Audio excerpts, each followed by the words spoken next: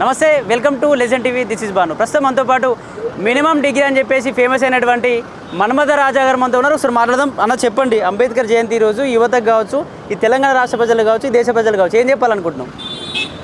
అంబేద్కర్ గారు ఈ తెలంగాణ, ఆంధ్ర కాదు, భారతదేశం కాదు, యావత్ ప్రపంచం, ఇతర అమెరికా వాళ్ళు కూడా అంబేద్కర్ గారిని స్టడీ చేస్తున్నారు.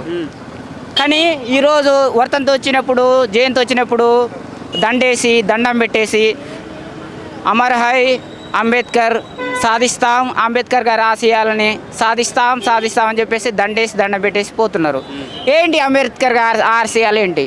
ఆయన ఏం కోరుకున్నాడు అంటే ఈ భారతదేశంలో కుల పిచ్చి ఉన్నది, మత పిచ్చి కంటే బ్రహ్మాండంగా 100 రెట్లు ఎక్కువ పనిచేస్తున్నది. స్వతంత్రం వచ్చి ఇన్ని రోజులైనా కానీ అప్పుడే కొన్ని 100 సంవత్సరాల క్రితమే భారత రాజ్యాంగం రాసిండు. మనం ఏం చేస్తున్నాం? పట్టించుకోవట్లేదు. అసలు ఓటేసి హక్కలేదు మన ఎస్సీ ఎస్టీ బీసీ మైనార్టీలకి. ఒకేప్పుడు ఆయన పోరాటం చేసి మనకు ఒక ఓటు హక్కు కల్పించినాం. ఓటు హక్కు వచ్చింది. మనం ఓటు ఎవరికి ఇస్తున్నాం? ఎవడైతే అరే మాలోడా, అరే మాదిగోడా, నువ్వు గుళ్ళోకి రావద్దు, నువ్వు బల్లోకి రావద్దు, నా ఇంటికి రావద్దు, వచ్చినా నా మంచం మీద కూర్చోవద్దు, కూర్చున్నా కాళ్ళ మీద కాలేసుకోవద్దు, కానీ ఓటు మాత్రం నాకే వేయి. ఎక్కడదానా ఇది? అంబేద్కర్ గారు ఏం చెప్పిండు? వాడు కాళ్ళ మీద కాలేసుకుంటే నువ్వు కూడా కాళ్ళ మీద కాలేసుకో. ఆ కాళ్ళ మీద కాలేసుకోవాలంటే ఏం చేయాలి? ఈ కులం పోవాలా, కులం అంటరానితనం పోవాలి. ఇప్పటికి కూడా ఒక దళితుడు, ఒక మాదిగా, ఒక మాల దేవుని గుడిలోకి పోయే అవకాశం లేదు.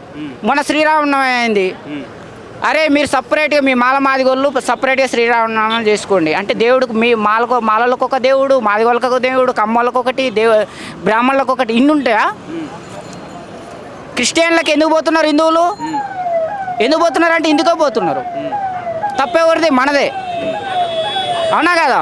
అందు గురించి తక్షణమే మనం చేయాల్సింది ఏంటంటే అంబేద్కర్ వారసులు ఈ కుల పిచ్చి పోవాలన్నా, ఈ అంటరానితనం పోవాలన్నా, ఈ కుల విషయం పోవాలనుకున్నా కానీ మనం రాజాధికారంలోకి రావాలా.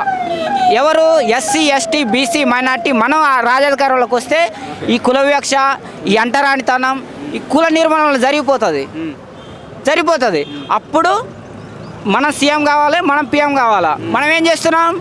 అరే మాలోడా, అరే మాది కూడా గుళ్ళకి రావద్దు, బల్లెకి రావద్దు, నా ఇంటికి రావద్దు, వచ్చినా కాళ్ళ మీద కాలేసుకోవద్దు, ఓటు మాత్రం నాకేయాలని చెప్పేసి వాని సంఖ్య నాకుండా ఓట్లు వచ్చినప్పుడు వానికి ఓటేస్తున్నాం. మరి అప్పుడు మన బతుకులు ఎట్లా మారుతాయి? అందు గురించి నేను చెప్పేది ఏంటంటే ఎన్నాళ్ళురా, ఇంకా ఎన్నేళ్ళురా అగ్రవర్ణాల చేతుల్లో బందీలురా, అయ్యా బాంచన్ని దొరా అనుకుంటా బతుకుతున్నాం ఇంకా ఇప్పటికి కూడా. మన తిండి మనం తింటున్నాం, మన బట్ట మనం కడుతున్నాం, మన ఇల్లు మనం చేస్తున్నాం, మన పిల్లల ఫీజులు మనమే కట్టుకుంటున్నాం. అయినా కానీ వానికాడి పోయి అయ్యా బాంచన్ ధర నీ కాలు ముక్తా అని చెప్పేసి బతుకుతున్నాం. ఎందుకు మన బతుకులు?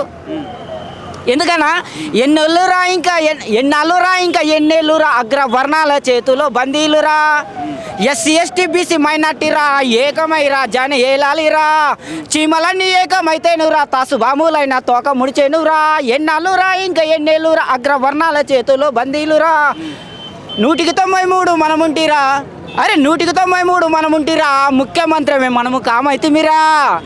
స్వతంత్రం వచ్చి ఇన్ని సంవత్సరాలు అవుతుంది, ముఖ్యమంత్రి అయినామన్నా కామైతే. ఓట్లు ఎవరి?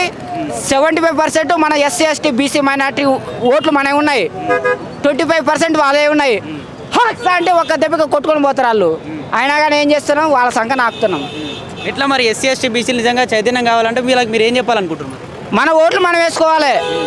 ఈ పార్టీలు కూడా అంబేద్కర్ పార్టీ, బహుజన పార్టీ, కుల వివక్ష వ్యతిరేక పార్టీ, ఆ పార్టీ ఈ పార్టీ అని చెప్పేసి 4.5 సంవత్సరాలు జై అంబేద్కర్, జై పూలే, జై అంబేద్కర్, కాశీరావు అది ఇది అని చెప్పేసి పాట పాడతారు.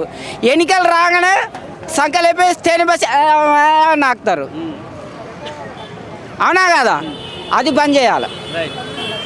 అది బంద్ చేయకుండా నిజంగా నువ్వు ఎస్సీ ఎస్టీ బీసీ మైనార్టీల మేలు కోరుకున్నావా?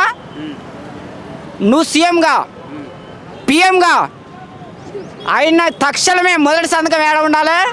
భారతదేశంలో కులాలు బంధు. ఫస్ట్ ఓట్లు వేయాలి కదా సీఎం కావాలంటే. ఎస్సీ ఎస్టీలు ఓట్లు వేస్తారా? మరి నేను చెప్పేది ఏంది? వేయాలనే చెప్తున్నా. నువ్వు వాన సంఖ్య నాకిన తర్వాత, నమ్మకం పోయిన తర్వాత నువ్వు ఎట్లా వేస్తావు? ఒక్కసారి నమ్ముతారు.